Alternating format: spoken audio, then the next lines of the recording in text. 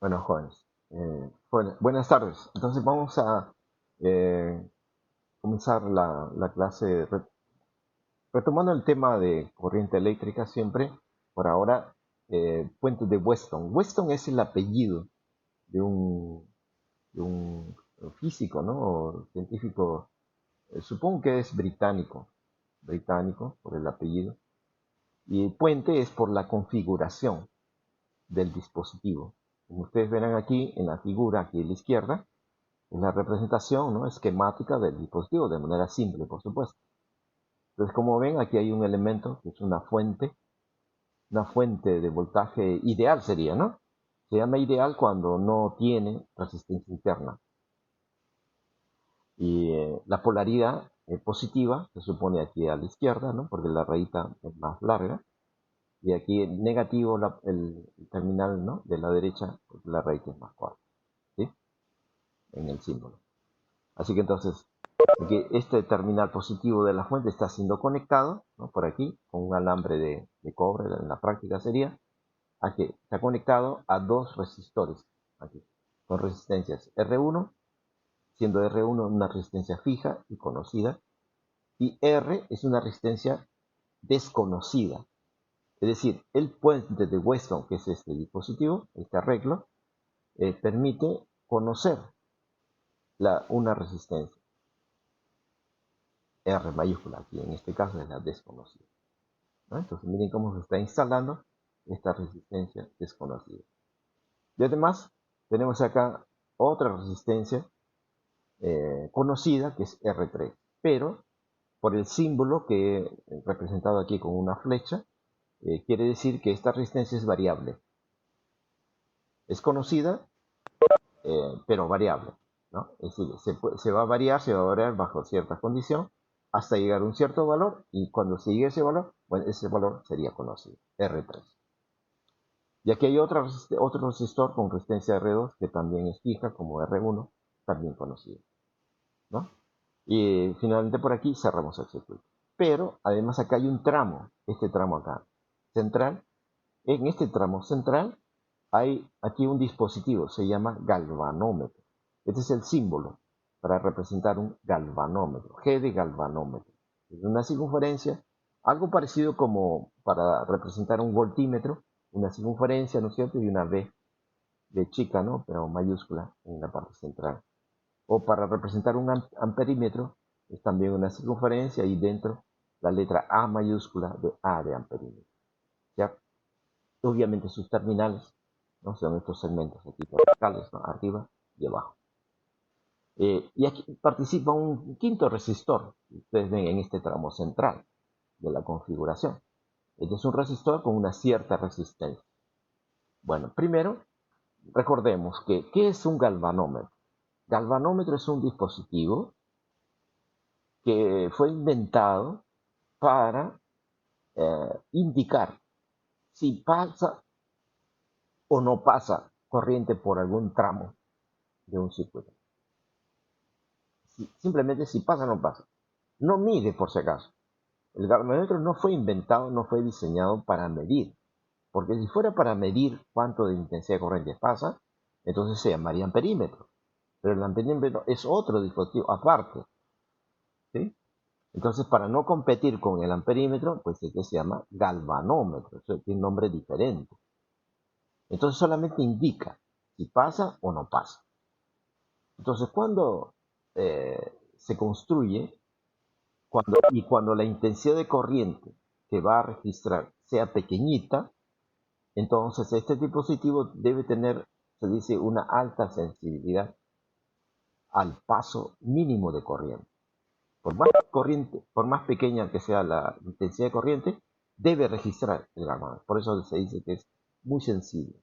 Y esa sensibilidad se logra cuando su resistencia interna, porque ustedes saben que todo dispositivo, todo aparato eléctrico tiene una resistencia interna. Por ejemplo, un voltímetro tiene una resistencia interna. El amperímetro también tiene una resistencia interna. Una fuente de voltaje real también tiene una. Todo aparato eléctrico tiene una resistencia eléctrica llamada interna, y se debe a la a la existencia de materiales conductores, ¿no? Que están dentro del aparato del dispositivo. Hay alambres seguramente, ¿no? De conexión, de cobre, serán probablemente, ¿no? Internamente.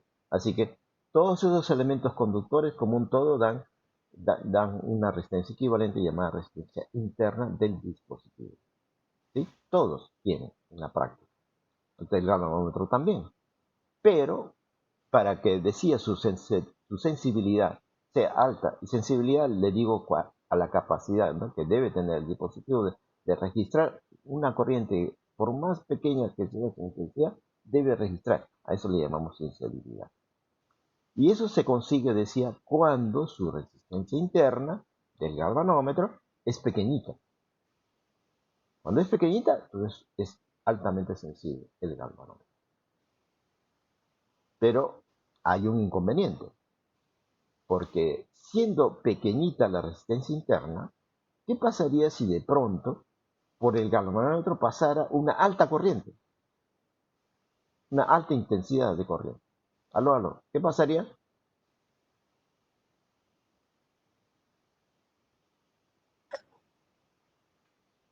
Falla. Como que lo quema, lo Bueno, bueno. claro, claro, claro. No, en el lenguaje popular, ¿no? Decimos quemar, ¿no? Quemar, claro, por alusión a la combustión, ¿no? A la combustión cuando hay un fuego, ¿no? Un fuego, es decir, se alcanza una cierta temperatura sobre un cuerpo y si se llega a la temperatura de combustión, ¿no? Entonces, hay cuerpos que se queman, ¿no? Literalmente. Sí, efectivamente, ¿no? Entonces, por alusión a ese fenómeno, entonces sí, efectivamente, se malogra, ¿no? Decimos se malogra por lo menos, es decir, la resistencia interna sufre daño. Sufre daño porque literalmente se va a calentar más de lo que debería o más de lo que soporta. Porque recuerden el efecto de Joule-Lenz, ¿no? Cuando por un conductor pasa corriente, entonces él eh, libera calor hacia el medio exterior. Y esa cantidad de calor es proporcional, ¿se acuerdan? En la clase pasada creo que lo vimos, ¿no? Es proporcional a la intensidad de corriente al cuadrado. Vimos ese tema, ¿no? De potencia, ya vimos potencia. Aló, aló.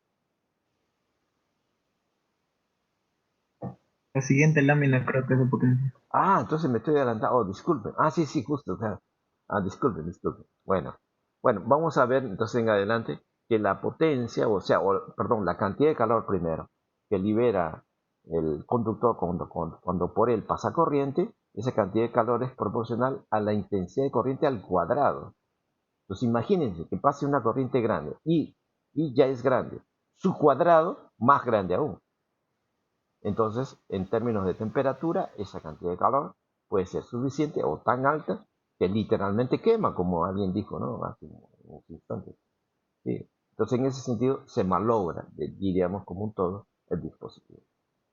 Entonces, ¿qué hacer para que cuando por este tramo central pase o tienda a pasar una corriente con una intensidad alta, grande, qué hacer para proteger al galvanómetro, para que no se queme, entre comillas? ¿Qué harían? Desde el punto de vista eléctrico, claro. Aló, aló. Lo que se hace en la práctica es instalar, como ven aquí, una resistencia, esta de aquí, que estoy señalando, en serie con el galvanómetro. ¿Por qué? ¿Qué efecto va a producir la presencia de este resistor? Aló, aló. ¿Qué pasaría?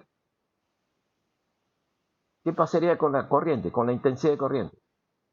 Si antes, o sea, antes a la entrada acá en este vértice, tiende aquí a pasar una corriente alta, ¿qué pasaría con esa intensidad de corriente cuando este resistor está presente, conectado en serie con el galvanómetro? Aló, aló. El resistor le va a ofrecer una resistencia, pues literalmente, por eso se llama resistencia eléctrica, ¿no? Ofrece una oposición, disminuyendo a la intensidad de corriente. O sea, finalmente, ya no pasaría a una intensidad de corriente grande, sino reducida por la presencia de este resistor. Entonces, esa es su función, reducir, porque si no estuviera, entonces pasaría una corriente grande, pero al estar presente, reduce a la corriente. Finalmente ya no pasa una corriente grande, sino una corriente con intensidad relativamente pequeña. Y entonces el galvanómetro sí podría soportar, ¿no?, intensidad de corriente pequeña, pero no grande. ¿Sí? Así que entonces esta resistencia quinta es simplemente un elemento de protección del galvanómetro. ¿Ok?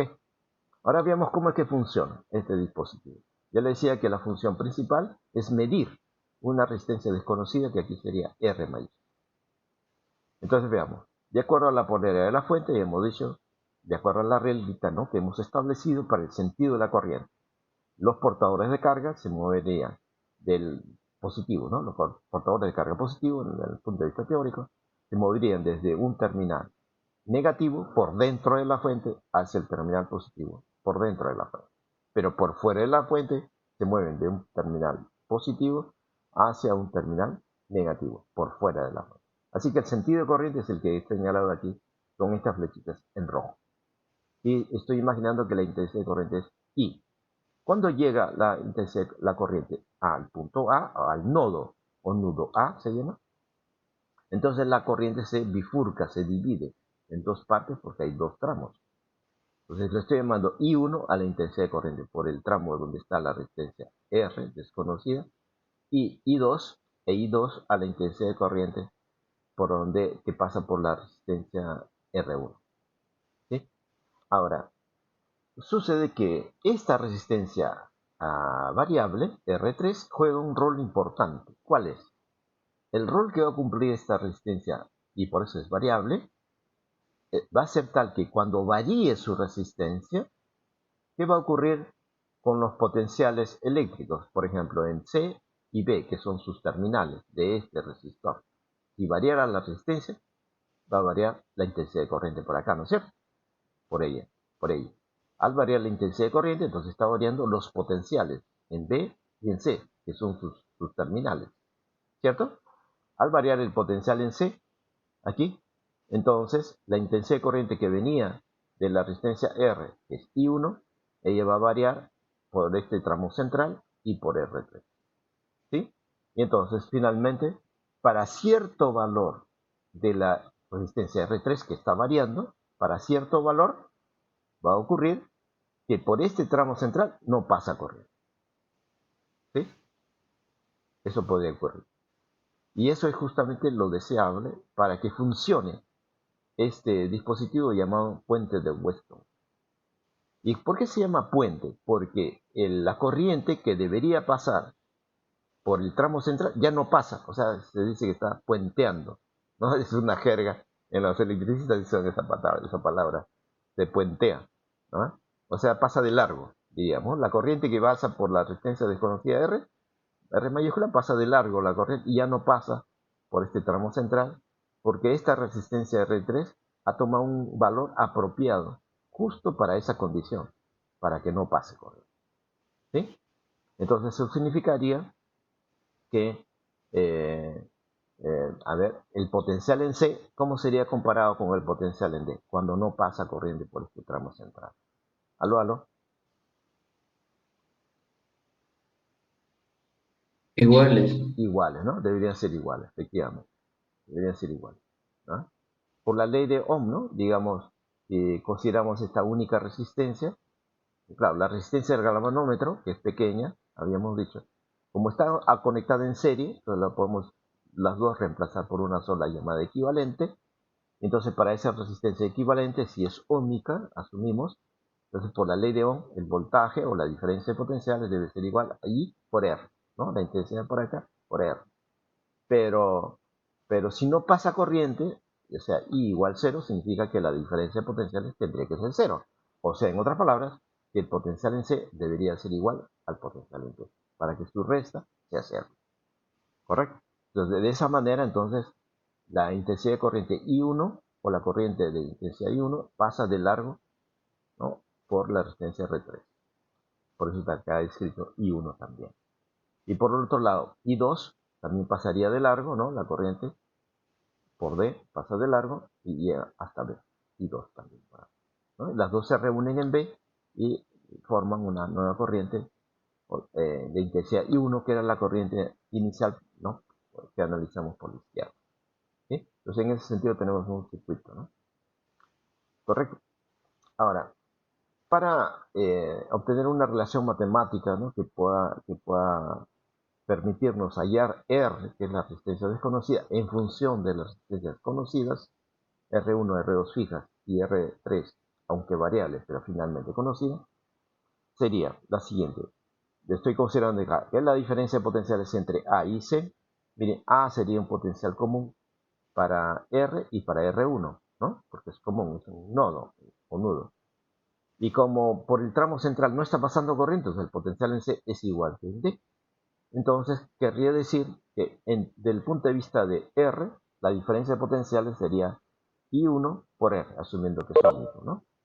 Y del punto de vista de la resistencia R1, la diferencia de potenciales entre A y D sería otra vez I2 por R1.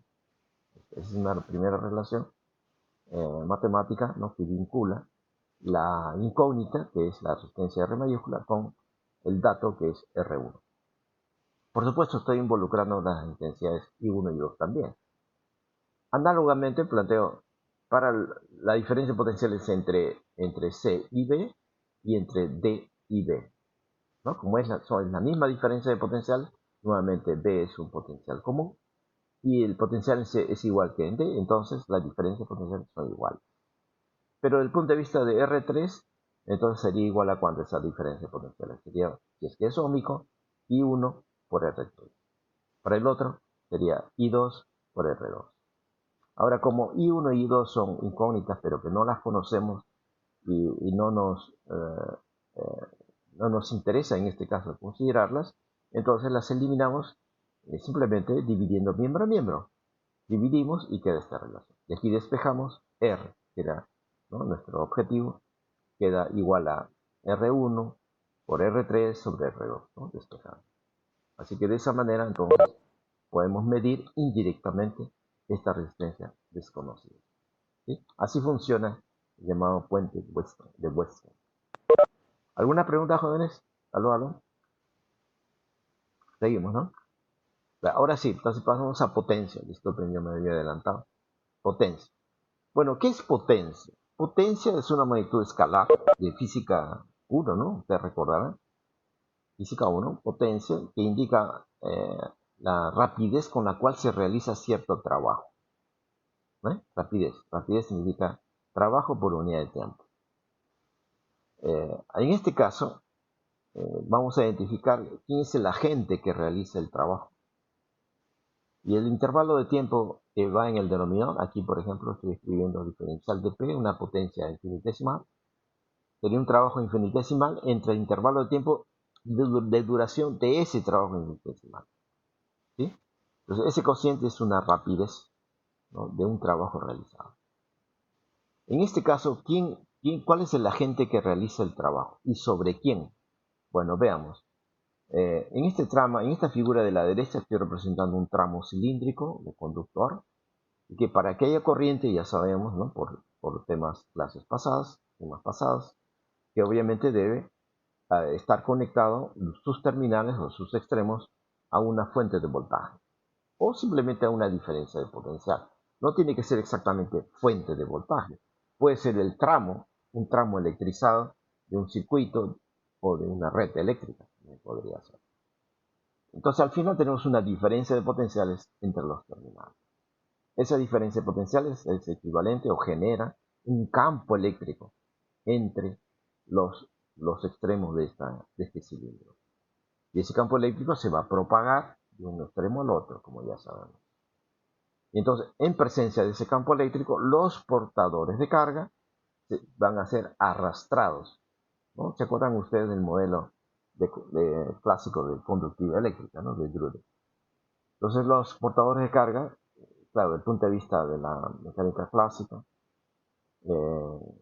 y considerando que los portadores de carga son como esferitas, ¿no?, entonces ellos van a chocar con los átomos, ¿no es cierto?, vecinos que encuentran en su camino, y los átomos van a estar en todo el volumen del material. Por ejemplo, si fuera cobre, en caso real es un alambre de cobre, pues tenemos cobre en todo el volumen Así que cualquier portador de carga que consideremos, cuando él es arrastrado por el campo eléctrico, él va a chocar inevitablemente con los átomos, que son muchos porque están en todo el volumen del material. Así que esos choques producen un cambio en la trayectoria, desde el punto de vista clásico, por supuesto, del portador de carga. Entonces, por eso la trayectoria al final sería una línea quebrada, ¿se acuerdan? Cuando estudiamos el modelo de conductividad, la línea quebrada. Pero al final, al cabo de cierto tiempo, ese portador de carga resulta que avanzó. O sea, se dice que fue arrastrado por el campo eléctrico existente. ¿Sí? Entonces, para que haya sido arrastrado, seguramente ha actuado alguna fuerza del punto de vista clásico, ¿no? De mecánica clásica. Y esa fuerza es la fuerza eléctrica, ¿no? Debido al campo eléctrico existente, que a su vez es creado por una diferencia de potenciales que se aplica entre los extremos de este conductor cilíndrico. Así que esa fuerza, que es igual a carga por, ¿no? Q sub 0, digamos, si fuera Q sub 0 la carga del portador, entonces tendríamos que la fuerza sería Q sub 0 por E, donde E sería la intensidad de campo eléctrico en cada punto, ¿no? O donde se encuentre el portador. Digamos que si este fuera el portador de carga, en un cierto instante, entonces el campo eléctrico que actuaría, vamos a suponer de izquierda a derecha, debido a una diferencia de potenciales, ¿no? Que se está aplicando entre los terminales o los extremos del cilindro, entonces acá actuaría finalmente una fuerza sobre ese portador. Esa fuerza es la que le va a producir movimiento, arrastre, ¿no? Como ya sabemos, debido a los choques, ¿no? Sucesivos, finalmente es arrastrado. ¿Ok? Describiendo entonces una trayectoria imaginaria, hipotética, correspondiente a ese arrastre, a esa deriva, movimiento de deriva. Esa trayectoria se le llama línea de corriente, ¿no? ¿Se acuerdan ustedes, jóvenes? Línea de corriente. De la línea de corriente yo las he dibujado aquí, miren. Ya las he dibujado con esta línea punteada y una punta de flecha. ¿No? La punta de flecha indica el sentido del movimiento que tendría el portador de carga a lo largo de ella. Y es una línea tal que la definimos como en el caso de línea de fuerza del campo eléctrico, una línea tal que en cada punto de ella, de la línea de corriente, el vector J es tangente a la línea. Claro que aquí, como el cuerpo es cilíndrico, el cuerpo conductor, entonces el arrastre de los portadores de carga también es lineal a lo largo del eje o paralelo al eje geométrico. Por eso he dibujado, miren, las líneas horizontales, ¿no? En esta figura, paralelos al eje geométrico del cilindro. ¿Sí? Esas son las líneas de corriente. Entonces, esta fuerza, debido al campo eléctrico, es la que finalmente va a realizar un trabajo, ¿cierto? Cuando el portador de carga se traslada o se mueve. Entonces voy a representar aquí un desplazamiento infinitesimal de ese durante el trabajo acá, diferencial de él. Entonces, producto escalar, fuerza por desplazamiento, ese es el trabajo. Diferencial de W, que aquí he escrito, o al cual me refiero. ¿Sí? Entonces, ese trabajo es el resultado de una fuerza que está actuando sobre el portador de carga. Pero esta fuerza, ¿quién genera esa fuerza? Es el campo eléctrico. Y el campo eléctrico, a su vez, ¿quién lo genera? Una diferencia de potencial, ¿no? Miren, es como una cadena, ¿no? De causa-efecto. Recuerden ustedes que el principio de causalidad, ¿no? Que es el principio que rige la ciencia exacta, en este caso, que es la física, nos dice que a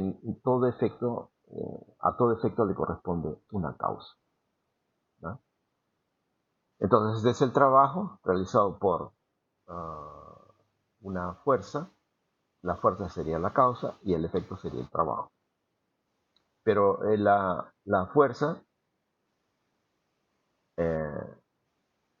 a su vez, es efecto de otra causa anterior, que es campo eléctrico, ¿no? Porque recuerden que F, aquí es igual a F. F como fuerza eléctrica es igual a Q sub 0 por E, ¿no? Entonces, en esta relación matemática, también se manifiesta el principio de causalidad, en donde ahora fuerza sería la causa, perdón, el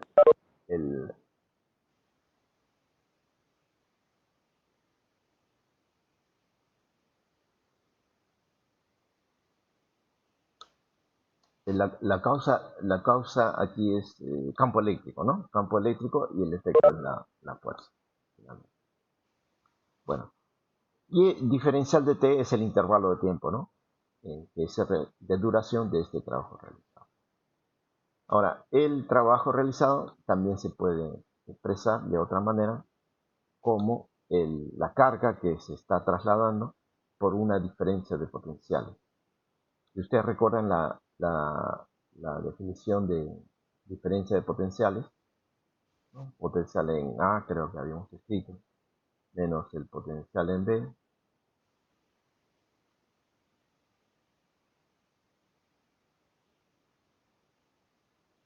¿no? Es igual a la energía potencial en A menos la energía potencial en B por unidad de carga trasladada. ¿No? Esa fue una definición que creo que vimos, ¿no? En la clase pasada del tema de potencial eléctrico. Pero la energía potencial es el trabajo, ¿no? El trabajo opuesto, un delta W entre ellos. Así que de aquí entonces tenemos que trabajo es carga despejando por diferencia de potencial. Entonces en forma, en términos finitos, ¿no? En forma diferencial o infinitesimal, los tendríamos diferenciales, ¿no? A la izquierda y a la derecha. Es por eso que ha escrito que el trabajo sería la carga.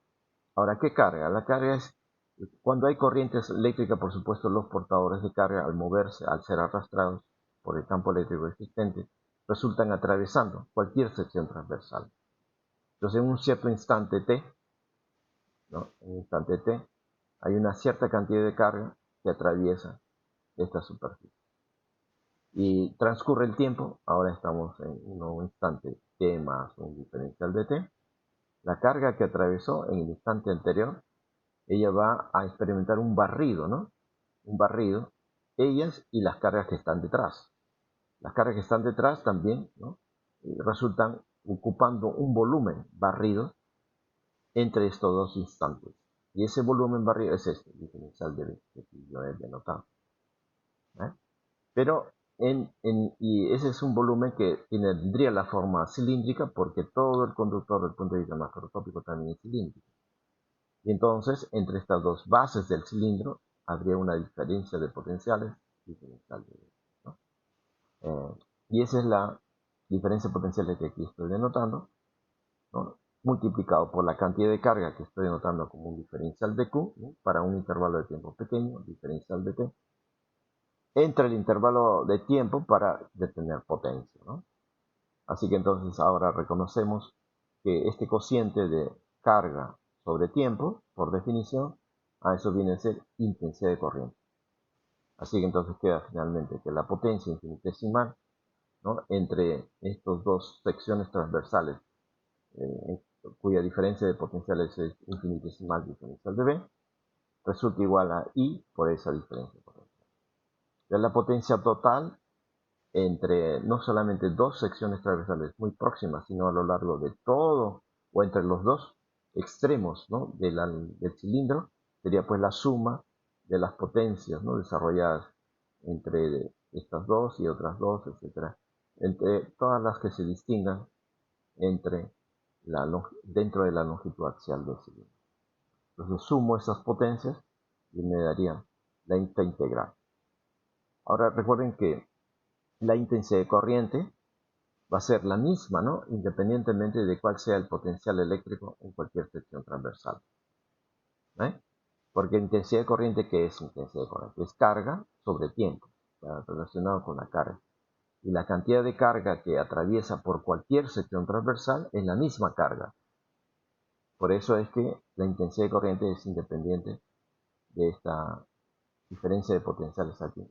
que haya entre dos secciones transversales. ¿Cuál es? Entonces por eso queda fuera la intensidad de corriente y queda diferencial de potencial total entre los extremos de este cilindro. Así que esta es una forma de escribir la potencia. I por B o I por delta B. Otra forma equivalente es involucrando la resistencia total del cilindro en la dirección axial. Entonces para eso recordamos la ley de Ohm. Aquí está, esta es la ley de Ohm. Para una diferencia de potenciales, como en este cilindrito acá, entre dos secciones transversales muy próximas, entre las cuales hay una diferencia potencial y diferencial de B, esa diferencia de potenciales por la ley de Ohm sería I, la intensidad de corriente, que es la misma en toda la dirección axial del cilindro, por la resistencia eléctrica que habría entre esas bases, ¿no?, de este cilindro pequeño. Entonces aquí tendría que la potencia anterior, que era I diferencial de B, ahora sería I cuadrado, ¿no?, por diferencial de R. Estoy reemplazando. Esta diferencia de potencial la estoy reemplazando acá. Por eso queda I cuadrado ahora. Entonces la potencia total sería la integral de I cuadrado diferencial de R. Nuevamente la intensidad de corriente es la misma, independientemente que de la resistencia o del tramo infinitesimal al cual nos refiramos, porque la intensidad de corriente está vinculada con la carga que atraviesa la sección transversal, y la carga que atraviesa es la misma de una sección a otra y a otra. Por eso entonces también podemos extraer la integral y queda entonces I cuadrado R. Y esa sería la expresión también equivalente para la potencia. I cuadrado R, o si no, B por I o I por B. ¿Ok? Ahora, ¿cómo potencia es la cantidad de trabajo que se realiza, que realizaría? A propósito, ¿quién realiza el trabajo finalmente? El trabajo es realizado por la diferencia de potenciales, que equivale a un dispositivo que genera esa diferencia de potenciales. Ese dispositivo suele ser la fuente de voltaje.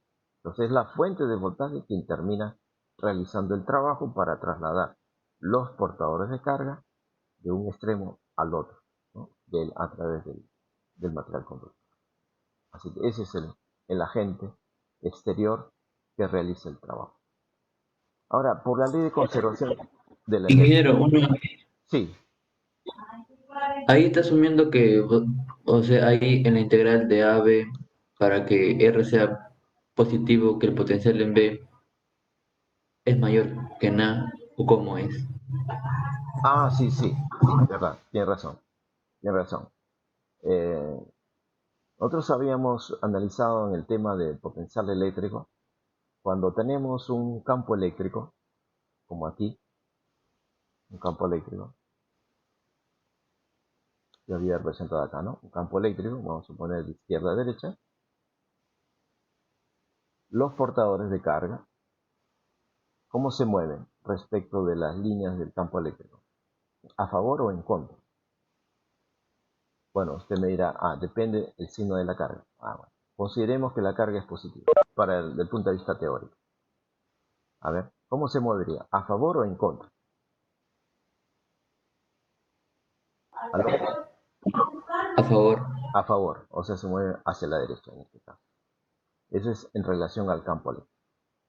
Pero en una región del espacio donde hay campo eléctrico, en todo el volumen, ¿no?, de este material, también habrá un campo escalar de potencial eléctrico.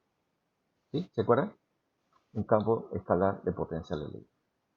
Entonces la pregunta sería, por ejemplo, si yo identifico una línea de corriente, por ejemplo esta línea punteada, ¿no? Yo reconozco esta línea punteada, que esta es la línea de corriente que voy a considerar. Pues este portador de carga se estaría moviendo a lo largo de esta línea de corriente. Entonces la pregunta sería, ¿cómo estaría variando o cómo debería variar el potencial eléctrico para este tipo de campo eléctrico de un punto a otro punto a lo largo de esta línea? ¿Aumentando o disminuyendo? Ese fue un tema que ya estudiamos en clase pasada, ¿no? Aló.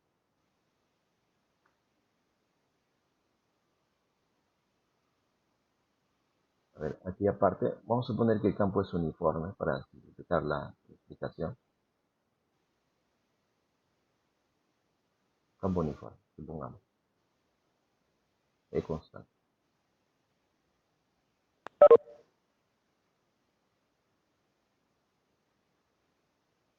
Disminuyendo, profesor. ¿Perdón? Disminuyendo. Claro, disminuyendo, pero eso se calcula, ¿no? Voy a recordar el cálculo, a ver cómo lo hicimos. A ver, puedo recurrir a la relación integral, ¿no? Del potencial con la intensidad de campo eléctrico. Entonces voy a elegir dos puntos. Por ejemplo, acá un punto. Opa, acá, este es un punto. Opa, disculpen. Esta herramienta es difícil de controlar el puntero acá. Bueno, acá. Este es un punto A. Llamarle A. Y acá otro punto B.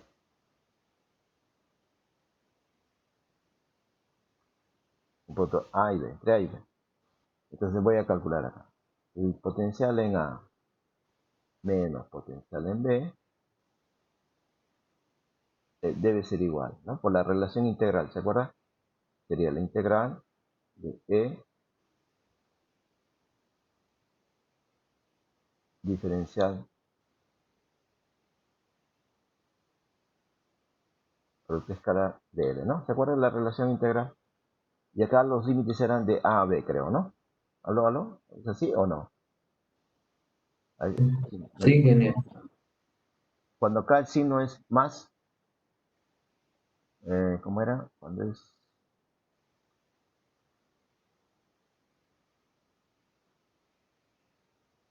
de A a B, creo que es, ¿no? De A a B. Así es, ¿no? A ver si alguien me corrige. Acá el signo es positivo, ¿no? Delante de la integral. Cuando es de A a B. Comienzo con A y termino en B. Está bien, ingeniero. Está bien, ¿no? Ya, muy bien. Entonces, miren, en este caso, el campo eléctrico es constante, para el ejemplo.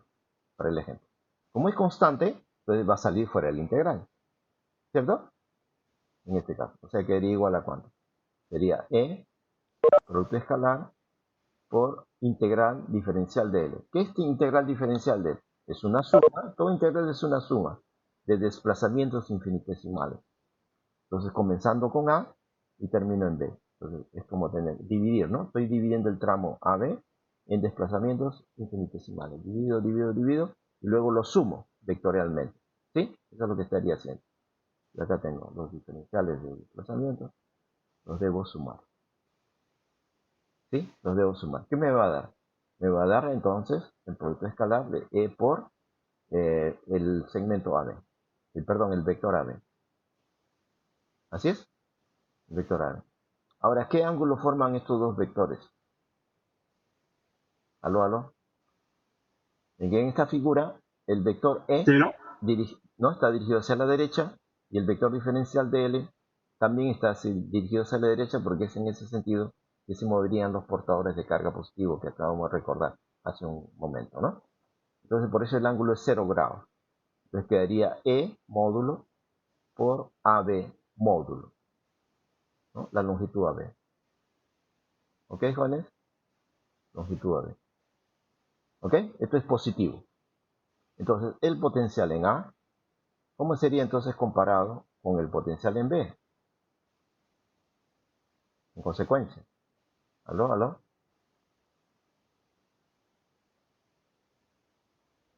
Mayor. Mayor. Muy bien. Mayor. Mayor. ¿No? A partir de aquí, ya que este resultado es positivo, eso significa que en A el potencial debe ser mayor que en B. O sea, en otras palabras, el portador de carga positivo se debe mover de un potencial, de un punto donde el potencial es mayor a otro punto donde el potencial es menor. Y eso es lo que he considerado acá. Ahí ya está, lo he considerado en la figura, miren. Esa sección transversal eh, ¿no? Tiene un potencial que es B más diferencial de B, le he llamado. Y a la siguiente sección transversal que está a la derecha, tiene un potencial B simplemente, o sea, menor supuestamente que el potencial anterior. Y justamente para estar de acuerdo con el movimiento de los portadores de carga positivo en relación al campo eléctrico. ¿Sí? Por esa razón. ¿Respondí, joven? ¿Respondí a la pregunta?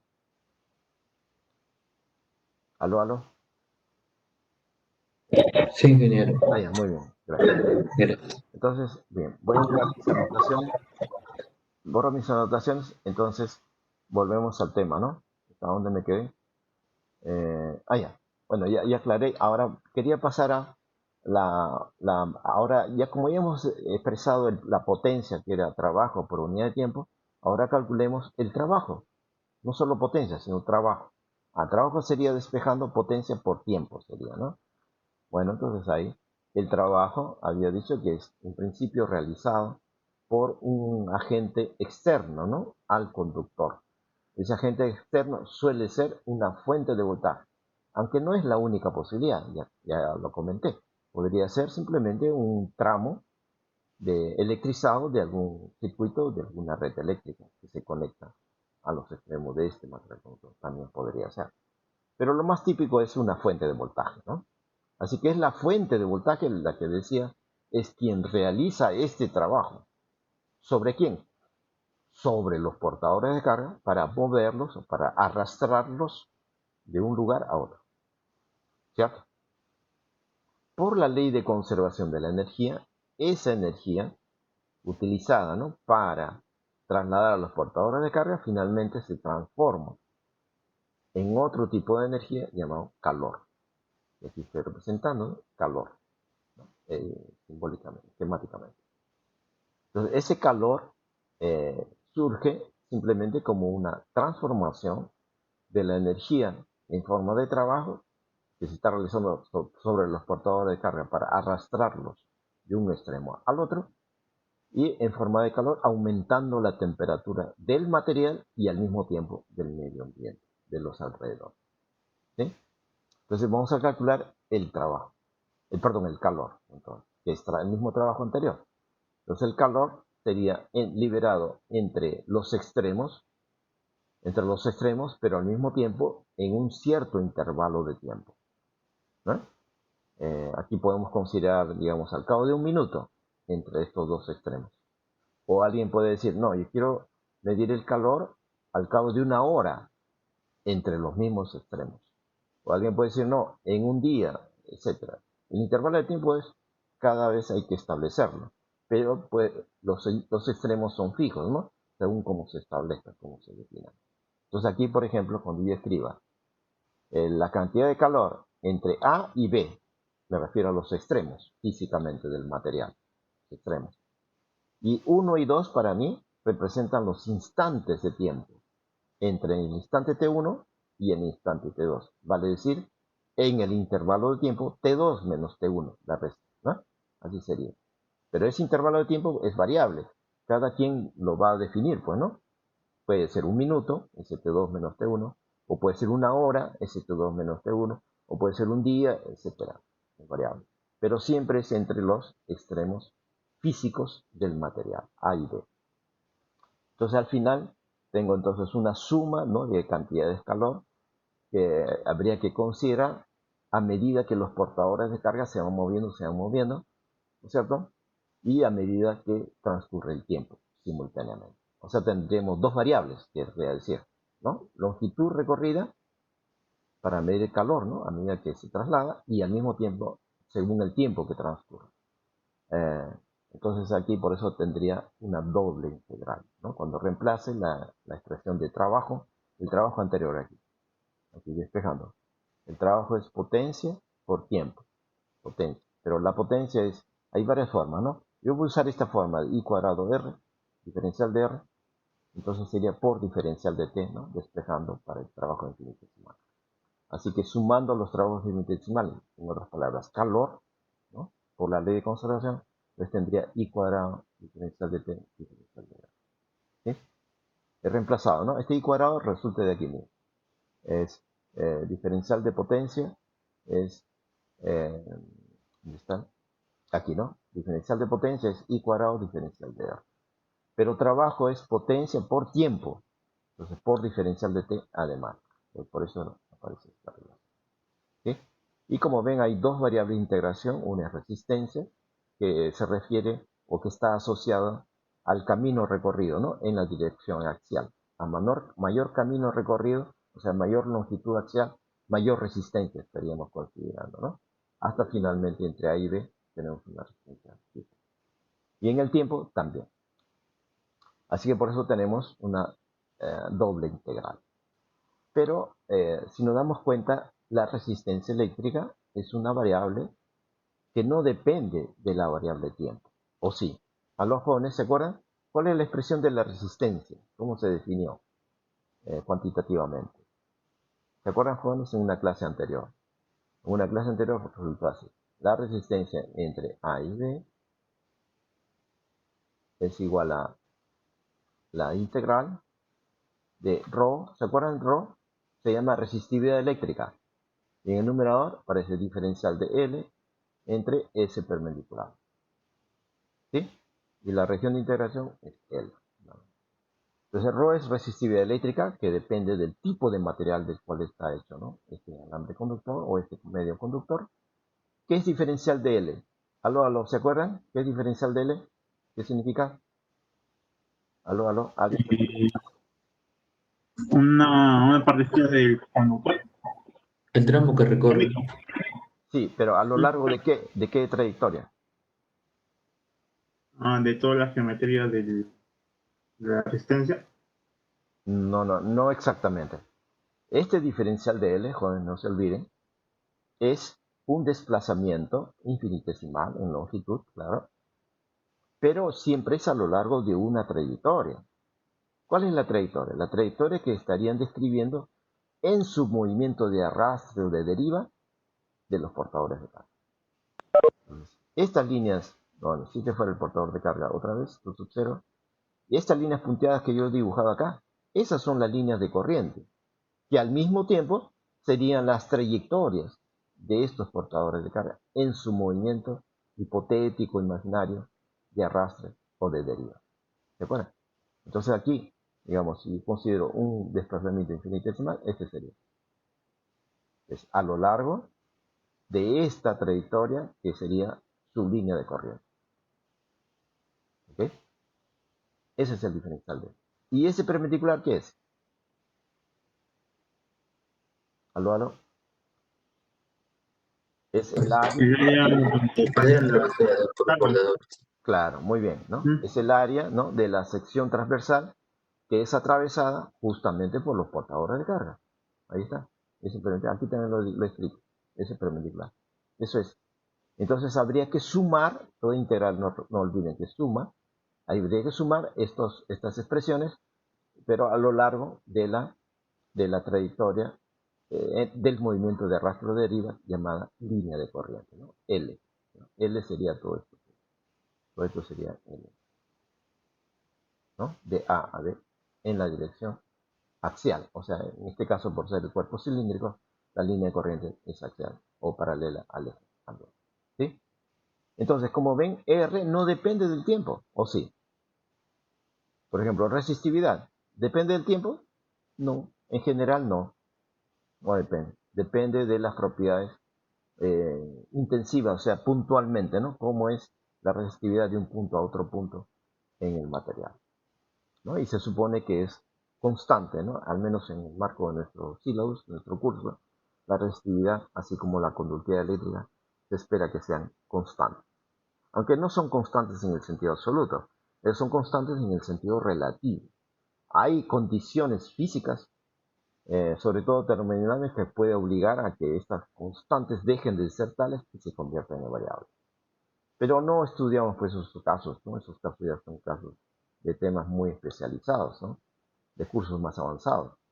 No, en nuestro caso, que es básico, un curso básico, ¿no?, de electricidad y magnetismo, pues consideramos los casos más simples, y un caso simple aquí significaría considerar que la resistividad es constante.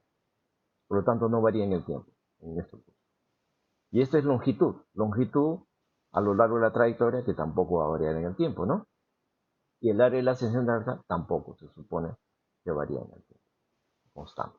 Por esa razón, entonces, estas dos variables, tiempo y resistencia, son independientes. Al ser independientes, la integración o la integral, ¿no?, se puede efectuar en orden indistinto. Es decir, una variable va a jugar el rol de constante respecto de la otra. en otras palabras, ¿no? Entonces, por ejemplo, cuando yo integre primero en resistencia, el resultado de esa integración no va a ser constante respecto de la variable tiempo, de la integral del tiempo. Entonces, hacer constante sale fuera de la integral de tiempo y queda entonces multiplicándose. Acá voy a escribir el paréntesis si quieren. Esta es una integral y esta es la otra que se está multiplicando. ¿Sí? Queda como el producto por ser dos variables independientes. ¿Ok? Ahora, ¿cuánto es la integral del diferencial de R? Pues toda la resistencia que haya entre A y B. ¿No? Ya sabemos, por supuesto, calcular la resistencia a partir justamente de esta integral, ¿no? Dependiendo de la geometría, ¿no? Forma, tamaño, ustedes recordarán. Y la integral previa, a la integral previa es con respecto al tiempo. A este I sí en general va a ser una función del tiempo, ¿no? Ustedes recordarán que la corriente se puede clasificar en corriente continua cuando I no depende del tiempo, o sea constante, y corriente variable cuando la intensidad sí depende del tiempo. En particular puede ser alterno, cuando la función de I con el tiempo es una función periódica en términos del factor seno o coseno. ¿Sí? Entonces, esa sería la expresión del calor. Entonces, evaluando, para el caso de una corriente continua, aquí es un caso particular de corriente, entonces I va a salir fuera de la integral, solo para este caso, continuo, y queda entonces I cuadrado delta T es el intervalo de tiempo, ¿no? Entre los instantes T1 y T2, ¿no? Entre A y B al mismo tiempo se expresa por la resistencia total, ¿no? Así que esa sería la expresión de la cantidad de calor es proporcional a I cuadrado, como le decía antes, ¿no? A ver, jóvenes, yo les hago una pregunta. ¿Se acuerdan ustedes, ¿no? La situación de cortocircuito? Creo que lo estudiamos en clase pasada, ¿no? Me voy a borrar, voy a volver a ver si lo estudiamos. ¿Estudiamos o no estudiamos? Cortocircuito. ¿Aló, aló? ¿Alguien se acuerda? ¿O todavía no hemos estudiado ese tema? A ver, estoy recordando. Ah, sí, aquí está, miren. Cortocircuito. Intensidad de cortocircuito, miren, joven. Aquí, en este circuito simple, si esta línea punteada, ¿no? O discontinua representa la frontera del dispositivo llamado fuente de voltaje, esta fuente de voltaje es la fuente real, porque estoy considerando su resistencia interna, y entonces aquí se dice que está en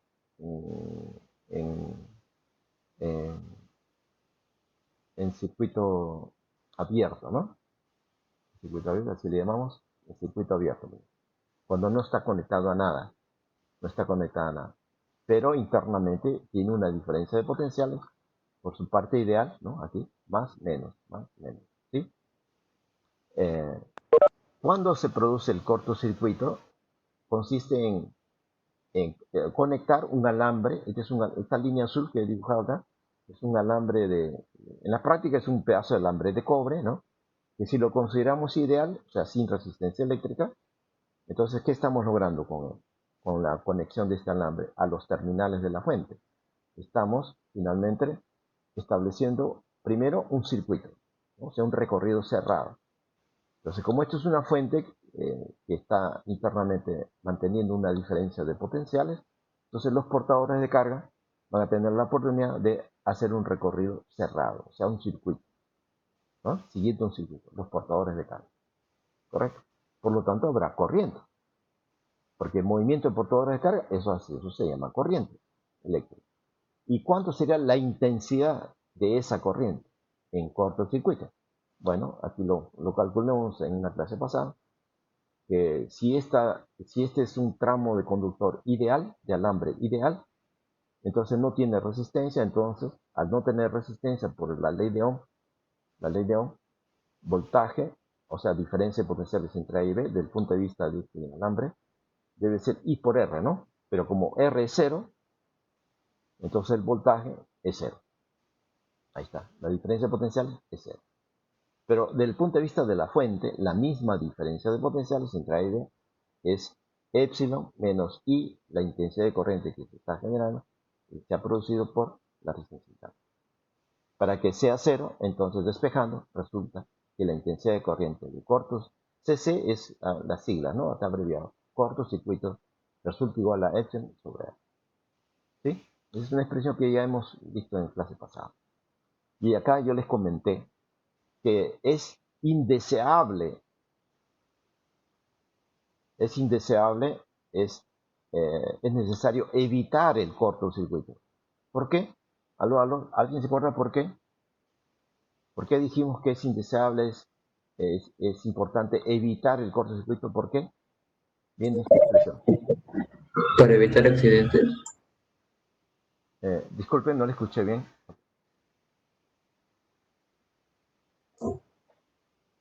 Para evitar accidentes. Sí, pero aquí cuantitativamente, ¿por qué? Pues, es decir, mire, la intensidad de cortocircuito resulta igual a este cociente, ¿no? Para este circuito simple aquí. ¿Cuánto suele ser la resistencia interna en valor? ¿Pequeño o grande? La resistencia interna de una fuente. Pequeña. Pequeña.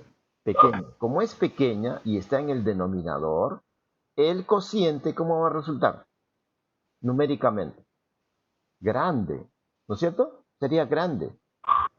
Relativamente grande, claro, pero grande finalmente. Entonces, cuando la intensidad de corriente es grande, ahora vamos acá a potencia eléctrica. Miren, como es grande, ojo, cortocircuito es grande, intensidad de corriente. Ahora miren, ¿cuánto sería el calor liberado en cortocircuito? Comparativamente, ¿no? No estoy pidiendo un valor en particular, sino grande o pequeño. Bien. No Es gran- grande, ingeniero, muy Grande, grande. claro, porque es proporcional a I cuadrado, jóvenes. I cuadrado. Si I fuera la intensidad de cortocircuito, que ya acabamos de ver que es grande, porque la resistencia interna de una fuente es pequeña, como está en el denominador, el cociente lo hace grande. Y si ese fuera la intensidad, este I fuera la de cortocircuito, la cantidad de calor, imagínense, sería enorme, porque es al cuadrado. ¿Sí? Por ejemplo, que I sea como 10, por decir un valor, como 10 amperios, digamos. 10 amperios de cortocircuito. Acá aparece al cuadrado, o sea, 100. La cantidad de calor le va a elevar al cuadrado, o sea, 100 veces, bueno, el tiempo y la resistencia. Pero el factor este I cuadrado hace que todo el producto aumente notablemente. Entonces, por eso es que este calor puede ser grande cuando hay cortocircuito, grande lo suficiente como para que la temperatura que corresponde a esta cantidad de calor, ¿no? Pueda ser suficiente como para quemar, como se dice popularmente, ¿no? Los materiales, inclusive la propia envoltura, ¿no? Del material de protección que tienen los alambres de cobre, ¿no? Y tienen una especie de plástico, ¿no es cierto? Un plástico. O en todo caso, si hay materiales inflamables alrededor o que están apoyados sobre el cable, entonces ese material inflamable resulta quemándose literal. Se produce fuego.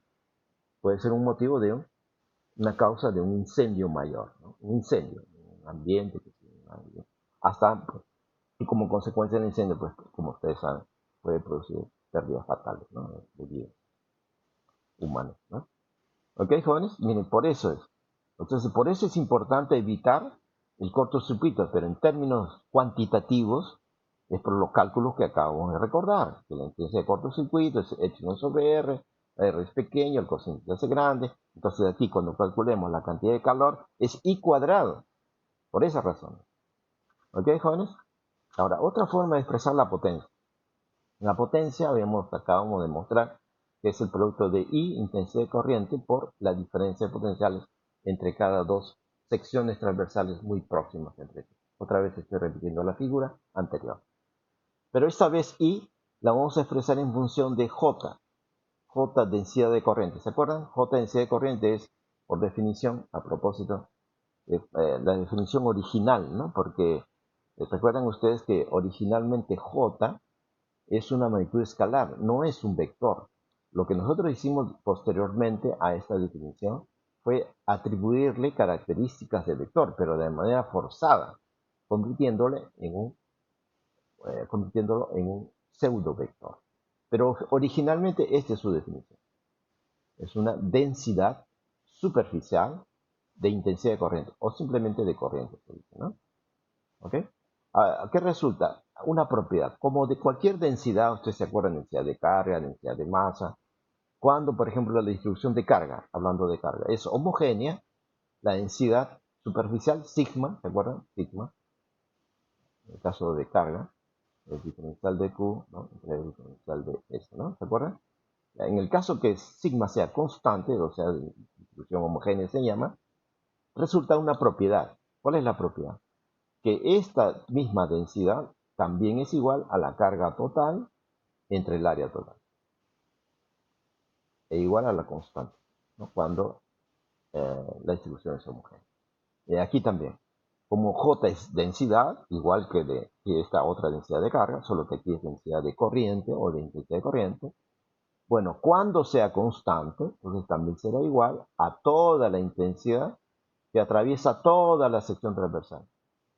Toda la sección transversal, ¿no? Porque aquí el diferencial de S solo representa una partecita, ¿no? Una parte pequeña de toda esta sección transversal. Pero eso solamente es posible cuando la densidad sea constante. Entonces, sí, ahora, ¿cuál es la condición para que J sea constante? Normalmente, que el material sea homogéneo, en masa. Por ejemplo, el cobre. El cobre es un material que, si es puro, o sea, no tiene impurezas, etc., entonces es homogéneo, en masa. Entonces, es una condición para que la densidad pueda ser constante. Que no es el único criterio, pero básicamente es eso. Hay otros criterios, sí. Bueno, entonces, asumiendo que J es constante, entonces quedaría igual la intensidad total, o sea, pasa por toda esta sección transversal, el I total, entre el área total correspondiente, que es ese cambio. Entonces, despejando, tengo I igual J por área. Pero J, a su vez, por la ley de Ohm microscópica, es esto, sigma conductividad eléctrica por E. Eso ya lo vimos en la clase pasada. Y entonces ahora recordamos que la diferencia de potenciales, ¿no?, entre una sección transversal y otra, inmediatamente, que es trabajo, ¿no?, o, por unidad de carga, o si no, este producto escalar, ¿no?, de campo eléctrico por desplazamiento, ¿no? Trabajo se convierte en trabajo si lo multiplicamos por carga y dividimos entre carga, claro, para no alterar. Carga por E, eso es fuerza. Fuerza por desplazamiento, por eso es trabajo de E. Pero queda carga en el denominador. Así que trabajo por unidad de carga, eso es diferencia de potencial. En otras palabras. En este caso, bueno, ya hemos demostrado en la diapositiva anterior, que el ángulo entre estos dos vectores va a ser 0 grados, ¿no? Acá, por ejemplo, esta es una línea de corriente, y si aquí tenemos un portador de carga, cualquiera, él se va a mover según las líneas del campo eléctrico, ¿no? Voy a asumir que este es el sentido del campo eléctrico, E hacia la derecha, entonces el portador de carga se va a mover también hacia la derecha, describiendo un desplazamiento cada vez infinitesimal, diferencial de L. Pero de tal modo que este desplazamiento, en este caso, va a coincidir con el sentido, con la dirección y sentido del vector E. O sea, estos dos vectores resultan paralelos. Por eso el ángulo sería 0 grados, producto escalar sería producto de módulos, coseno de 0, que es 1. Así que estas dos relaciones puedo reemplazar arriba. Entonces, en lugar de escribir I, escribo todo esto, sigma por E por área. Y en lugar de escribir diferencia de potenciales, escribo E diferencial de L. Y ahora voy a asociar convenientemente área por diferencial de L. ¿Qué sería? Área de la sección transversal por diferencial de L. Ese sería el volumen barrido, ¿no es cierto?, por las portadoras de carga en un intervalo de tiempo diferencial de volumen. Ahí aparece el volumen. Diferencial de volumen. ¿Ok?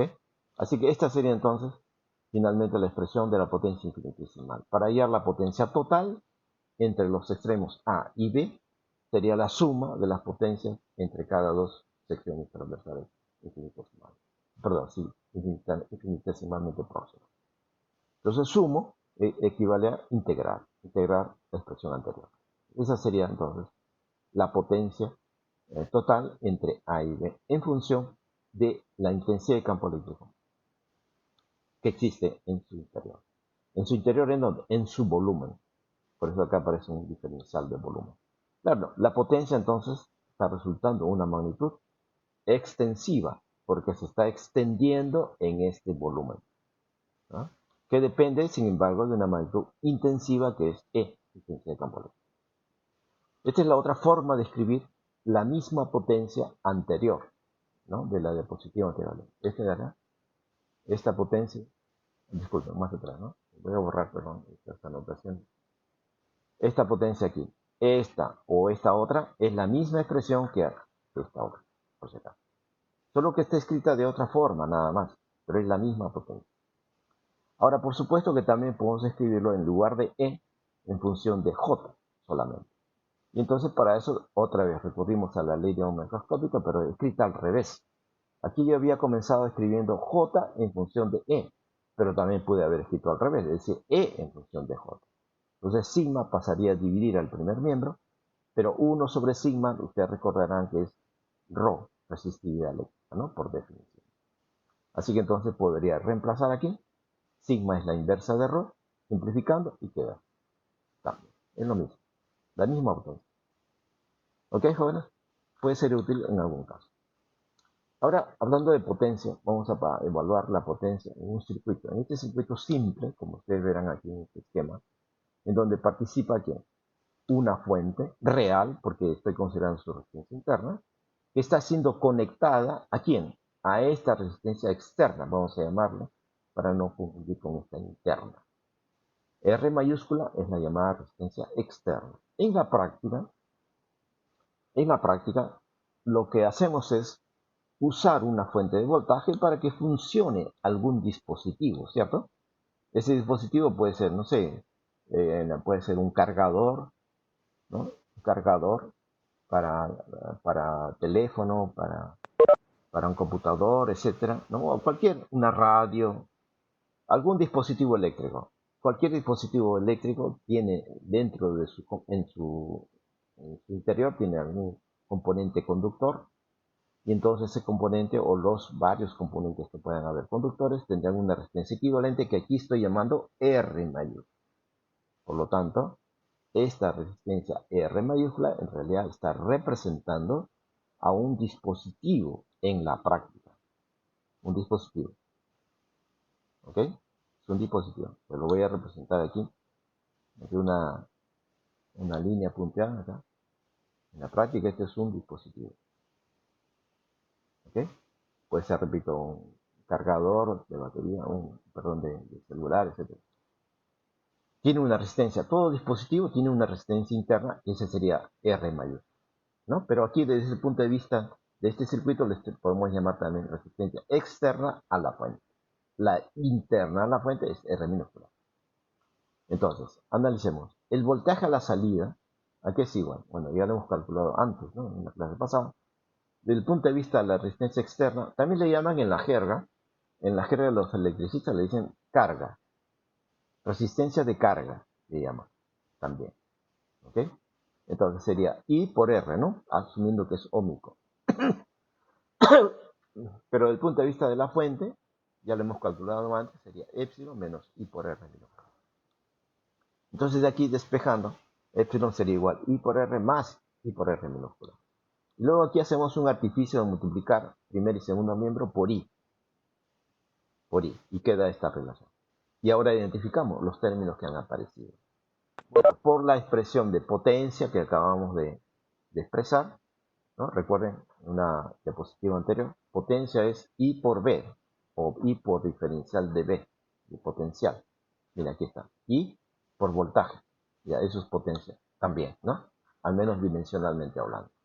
Entonces, justamente aquí tenemos fuerza electromotriz por intensidad de corriente. Recuerden que fuerza motriz es simplemente una diferencia de potenciales.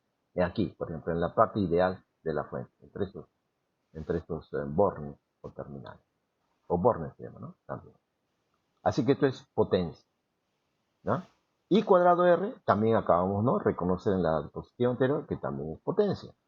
Sea R mayúscula o R minúscula. ¿Ok? Entonces una potencia es igual a una suma de otras dos potencias. Solo que habrá que reconocer más específicamente potencia de quién o sobre quién. A ver, por ejemplo, la primera, acá a la izquierda. Como aparece fuerza electromotriz, se refiere a la fuente, en su parte ideal solamente, sin resistencia interna. ¿Sí? Entonces sería la potencia que idealmente estaría generando la fuente o desarrollando la fuente. Entonces esa potencia se le llama potencia total. Y bueno, ¿por qué total? Bueno, luego lo vamos a descubrir en todo caso, pero es potencia, pero corresponde a la parte ideal de la fuente. ¿Y I cuadrado R mayúscula qué sería? Como se refiere R mayúscula a la resistencia exterior a la fuente, entonces es la potencia en la resistencia exterior, que como ya dije, por otro lado, en la práctica representa un dispositivo que se está conectando a la fuente, ¿no? Entonces es la potencia exterior en el dispositivo, en otras palabras. ¿Y esta otra potencia qué sería? Como es I cuadrado por R minúscula, y R minúscula es la resistencia interna, entonces sería una potencia consumida. Normalmente se dice consumida o perdida por la resistencia interna de la fuente, ¿no? Se perdida en forma de calor seguramente, ¿no? Se va a calentar y en forma del calor se disipa en el medio ambiente. Por eso se dice perdida o disipada o que se disipa, ¿no? Que es difícil recuperar, aunque sí hay sistemas de recuperación actualmente, pero son un poco complicados, ¿no? para recuperar. Pero bueno, entonces potencia interior, aquí le estoy llamando, que se desarrolla, ¿no?, dentro de la fuente, y en consecuencia tendría entonces por la derecha una suma de dos potencias. La potencia interior, debido a la resistencia interna, que a su vez se disipa, se suele disipar o perder en la fuente, más la potencia exterior, que es la potencia que la parte de toda la potencia que idealmente puede generar la fuente, parte de ella se va en la resistencia externa. O sea, la resistencia externa haría, en otras palabras, parte de la potencia ideal que podría generar la fuente. Se usa para funcionar o hacer funcionar el dispositivo que se ha conectado a la fuente, ¿no?, en la resistencia externa. Así que por esa razón, como aparece una suma, entonces la izquierda se llamaría potencia total, ¿no? Pero esa potencia total correspondería solamente a la parte ideal de la fuente, ¿no? En otras palabras, se puede decir también que la potencia ideal que desarrolla la fuente, una parte se consume en hacer funcionar el dispositivo que se está conectando a la fuente a través de la resistencia externa, y otra parte, la parte restante, es una potencia que se consume internamente en la fuente por la resistencia interna, ¿sí? Y que se pierde. Esa potencia consumida se disipa al medio ambiente y se pierde generalmente, ¿sí? ¿Ok, jóvenes? Bien, ahora vamos a analizar cuantitativamente las potencias, pero en función de un parámetro que sea común, una magnitud que sea común a estas tres potencias, ¿no? Porque estamos reconociendo tres potencias, la total, la exterior y la interior. Potencia total, epsilon por I, aquí está. Potencia exterior es I cuadrado R, mayúscula. Pero ustedes verán que a medida que nosotros colocamos diferentes dispositivos, las resistencias internas de esos dispositivos van a ir variando. O sea, R mayúscula puede variar. Y a medida que R mayúscula varía I, la intensidad de corriente, finalmente, ¿no? O sea, serían dos variables. I y R mayúscula serían dos variables. Entonces no sería conveniente para el análisis cuantitativo de esta potencia exterior. Sería conveniente quedarnos con una sola variable, ya sea I o ya sea R. Como la potencia total, la anterior, ya está expresada en función de I, recuerden que epsilon es la fuerza electromotriz, que es una magnitud que es constante, ¿no? ¿Aló, aló? ¿Se acuerdan? Para una fuente de voltaje. Si ustedes fueran fabricantes, obviamente ustedes tendrían que vender sus fuentes con una cierta fuerza electromotriz y una resistencia interna fijas. Normalmente son fijas, ¿no? Las que ya son las que provienen de la fábrica, ¿no? De quien las hace, pues a las fuentes ya tienen, el fabricante fija los valores de la fuerza electromotriz y de la resistencia. Ya no se pueden variar. El cliente no las puede variar, ¿no? Salvo que las transforme, ¿no? Que a propósito, por necesidad, ¿no?, las puede transformar. Puede ser, pero en principio, al momento de usar, estos valores son fijos. Así que epsilon sería una constante un valor fijo, y si puede variar según la resistencia externa que se conecte a la fuente, según. Y entonces aquí cuando evalúe la potencia exterior, primero, ¿no? Hemos reconocido que varía en función de dos variables, I y R mayúscula, porque R mayúscula puede variar según el dispositivo que se conecte a la fuente. Entonces, por eso vamos a eliminar una de las dos variables. Obviamente, nos convendría quedarnos con I para tener una misma variable de análisis para todas las potencias. Así que, ¿cómo eliminar entonces R mayúscula? ¿O cómo expresar R mayúscula en función de I? Sí es posible. Justamente aquí arriba estaba. Este R de aquí lo podemos despejar y quedaría entonces epsilon menos I por R sobre I, ¿no? Eso lo reemplazo aquí, lo multiplico por I cuadrado y queda esta relación. ¿Sí? Entonces queda la potencia exterior en función de I solamente. Y claro, ha aparecido epsilon, que es el factor fijo, ¿no? Establecido por el fabricante de la fuente, y R minúscula también es otro valor fijo establecido por el fabricante de la fuente. ¿Sí? Entonces ya tengo cómo comparar la potencia total versus I, la potencia exterior también versus I. Y ahora falta la potencia interior. La potencia interior ya está automáticamente en función de solamente una variable que es I también. Porque R minúscula, repito, es un valor fijo, constante. Miren, entonces, ahora vamos a graficar, ¿no? Ya que todas estas tres potencias están como una función de I, que es una variable común. Entonces graficamos. En el eje horizontal tengo I, la variable I, y en el eje vertical ahí depende, ¿no? Por eso no le he escrito nada acá, porque depende a qué potencia nos estamos refiriendo. A ver, en el caso de la potencia total, ¿cómo se espera que sea su gráfica? Aló, de geometría analítica. Su gráfica para esta función, un tramo de línea recta. Claro, muy bien. Gracias, muy bien. Un tramo de línea recta pasando por el origen, ¿no es cierto? Aquí está, miren, pasando por el origen y con una pendiente positiva cuando la fuerza electromotriz se supone pues que es un valor positivo, ¿no? Epsilon. Así que sería este tramo, este segmento azul que aquí he trazado, azul. Esa es la gráfica para la potencia total. ¿Ok? Para la potencia total. A medida que aumenta la intensidad de corriente, linealmente, de manera directamente proporcional, aumentaría la potencia. Si la intensidad disminuye, la potencia total también disminuye, proporcional. Sería la gráfica. Ahora de la potencia exterior, aquella que sirve para hacer funcionar el aparato, el dispositivo que se conectó a la fuente. Aquí está, esa es su función, en términos de I. Como es una función cuadrática, entonces ustedes recordarán que la función cuadrática, para poder graficar, es más fácil de geometría analítica, completar cuadrados, ¿no? Darle la forma de un binomio. ¿Se acuerdan? Aló. La forma de un binomio. Entonces, a ver, ¿cuál es la forma? Aquí, esta función, a ver, voy a escribirla acá a la derecha que tengo espacio. Entonces, la potencia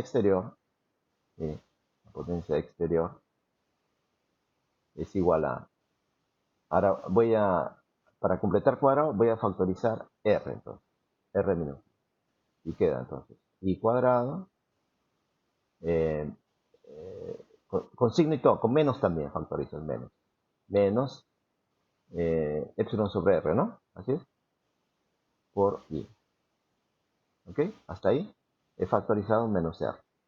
Pero como la intención es aquí completar cuadrados, entonces multiplico por 2 y divido entre 2, ¿no? Pensando en el desarrollo del binomio, pues, ¿no? El cuadrado. El cuadrado del primero menos el doble del primero por el segundo, más el cuadrado del segundo. O sea, falta el cuadrado del segundo. Entonces sumo. El segundo sería, pues, obviamente, epsilon sobre 2R. Sería epsilon cuadrado sobre 4R cuadrado. Y para no alterar, obviamente debo restar. Entonces, E cuadrado sobre 4R cuadrado, ¿no? Estoy restando para no alterar. Y ahora efectúa. Entonces, la potencia exterior resultaría igual a menos R por. Y ahora, estos tres términos forman el binomio I menos epsilon sobre 2R todo al cuadrado. Ese es el binomio. Y obviamente queda este factor constante, este número, este término constante, que al multiplicarlo con menos R queda más, ¿no?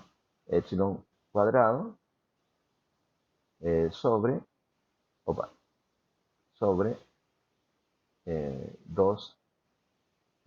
4, ¿no? Sobre 4R, ¿no? Un R se va. Ok, jóvenes, esa sería la función potencia exterior en términos de I, intensidad de corriente, como variable. ¿Sí? Correcto. Entonces, creo que esa es la forma matemática, ¿no? Conveniente para poder identificar las coordenadas del vértice de porque toda parábola pues tiene vértice, ¿no? A ver, sus vértices, ¿cuáles serían? Epsilon sobre 2R, epsilon cuadrado sobre 4R. Aquí está. Epsilon sobre 2R, mira, aquí está. Y si yo proyectara sobre el eje vertical, tendría que ser igual a epsilon cuadrado sobre 4R. Es el valor de la potencia exterior máxima sería, ¿no? Máxima para la potencia exterior. La línea verde, la curva verde. Ahora, como parábola, debe intersectar entonces al eje horizontal en dos puntos. Un punto sería el origen, probablemente, y el otro este punto. ¿Cómo hallar las coordenadas de estos puntos de intersección? Geometría analítica. Cuando I es igual a 0, ¿qué obtendríamos? Cuando I es igual a 0, tendríamos el punto de intersección con el eje vertical, con la potencia. A ver cuánto sería. Cuando I es 0, entonces quedaría 0 menos... Bueno, más fácil es reemplazar desde acá, desde el inicio, ¿no? Cuando I es 0, todo es 0. Entonces 0 es un punto de la gráfica de la potencia exterior, de la curva verde. O sea, la curva verde pasa por el origen. Y el otro punto de intersección, es al revés, ¿no? Haciendo P, potencia exterior, igual a 0. Y ahí despejamos I. Cuando la potencia exterior es 0, creo que de aquí es más fácil, ¿no? O de acá también puede ser, ¿no? Si yo factorizo acá, miren, epsilon, acá esto es I, factorizo I por, quedaría epsilon menos I por R, ¿no? Aquí creo que es más fácil. Ahí está. Ahora deseo que este producto sea 0. Entonces ahí queda todo esto igual a 0. Si fuera 0, entonces quedan dos soluciones. I igual 0 y la otra es despejando I igual epsilon sobre R. ¿Así es? I igual 0, bueno, es la solución anterior que ya la habíamos encontrado. Y epsilon sobre R, esa sería la otra entonces. Aquí está. Pero hemos recordado también que epsilon sobre R es justo la intensidad de corriente de cortocircuito para un circuito de este tipo. ¿Cierto? Entonces, ese sería el punto de intersección. La intensidad de corriente de cortocircuito. ¿Ok? Entonces, así está caracterizado la potencia exterior en términos de su gráfico. Y la potencia interior, es más fácil, ¿no? I cuadrado R. Ya está, ¿no? Ya está como binomio al cuadrado, o monomio en este caso, ¿no? Al cuadrado. Y su gráfica entonces sería una parábola abierta hacia arriba, ¿no? Pasando por el origen. El vértice estaría en el origen, por supuesto. Entonces, si yo completara la parábola, la potencia interior, sería su rama de la izquierda, sería algo así. ¿No es cierto? Continúa. Y esta es la rama de la derecha para valores positivos de intensidad de corriente. Así que nos quedamos con esta rama de la derecha para valores positivos de intensidad de corriente. Entonces, esas serían las tres gráficas, miren, jóvenes. Entonces, lo interesante es que, viendo las gráficas, por lo menos para la potencia exterior, aquí está a la derecha, ampliada en otra escala, en el eje vertical, en otra escala, vemos ahí que el máximo corresponde para el valor de intensidad de corriente epsilon sobre 2R, ¿no es cierto? Y entonces, sería interesante reconocer, entonces, en la práctica, cómo sacarle el mejor provecho a la fuente de voltaje a la cual se conectan nuestro dispositivo. ¿Qué intensidad de corriente debería pasar por nuestro dispositivo para que en el dispositivo se se desarrolle la máxima potencia. ¿Aló, aló? ¿Qué intensidad de corriente?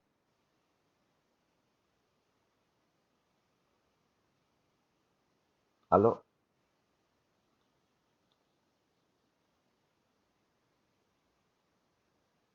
¿Cuándo el dispositivo aprovecha la máxima potencia de la fuente? ¿Para qué intensidad de corriente? Lo de cortocircuito. No. ¿Cortocircuito? A ver, si hubiera cortocircuito, la potencia sería cero. Esta potencia exterior sería cero. Miren acá. A este punto se refiere, ¿no? Aquí. Intensidad de cortocircuito, la potencia es cero. Entonces el dispositivo no funciona. ¿No? No hay potencia que recibe. Es cortocircuito. Más bien al contrario, se malograría, ¿no? Probablemente el dispositivo. Entonces no es un valor deseable para el funcionamiento del dispositivo y también de la fuente, claro. O sea, para todo el circuito no es deseable ese valor de intensidad de corriente. Lo que vemos aquí en esta gráfica, en esta curva verde, que esta curva presenta un máximo, miren aquí. ¿Máximo de qué? De potencia, pues. Justo lo que estoy preguntando.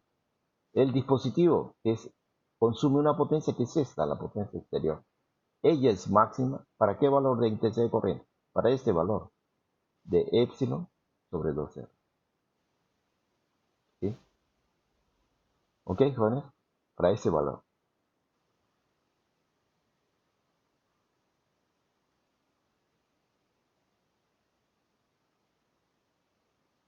Entonces, pero para ese valor, ¿cuánto sería la resistencia entonces? R mayúscula. ¿Se puede calcular? Cuando la intensidad de corriente toma este valor, ¿cuánto sería R mayúscula? ¿Se puede calcular? ¿Aló, aló? Sí se puede, ¿no? Sí se puede. Ver. Por ejemplo, aquí, miren. Aquí tengo la oportunidad de despejar R. Primero sería R igual a igual a cuánto, a ver, epsilon menos I por R minúscula sobre I.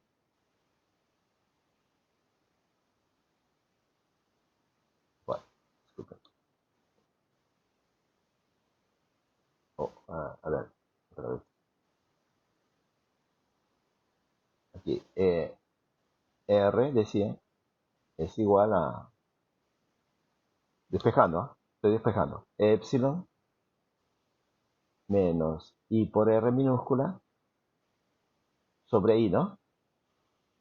Ahí está. O sea, epsilon sobre I menos R minúscula, es lo mismo, ¿no? Ahora reemplazo. ¿Cuánto era I? Ah, epsilon sobre 2R. Se reemplazo acá. Epsilon sobre 2R. ¿Cuánto me da eso? Epsilon sobre 2R. 2R pasa arriba, ¿no? Menos R, queda R minúscula. Ese sería, ¿no? Esa sería la respuesta. O sea, cuando la resistencia externa o de carga, en la jerga de los electricistas, R mayúscula, es igual a la resistencia interna de la fuente, este dispositivo que hemos conectado aprovecha la mayor potencia posible de la fuente. O sea, la potencia exterior es máxima. ¿Así es? ¿Correcto? ¿Aló, aló? ¿Estamos de acuerdo? Pero resulta que en la práctica eso no suele ocurrir, jóvenes. A ver, ¿por qué no, jóvenes? ¿Por qué no suele ocurrir que el dispositivo que conectamos a la fuente no aprovecha el máximo de potencia de la fuente? ¿Por qué no? ¿Aló, aló? Generalmente, ¿por qué no es así? Porque sería lo ideal, ¿no? Miren, desde el punto de vista teórico, vamos a analizar.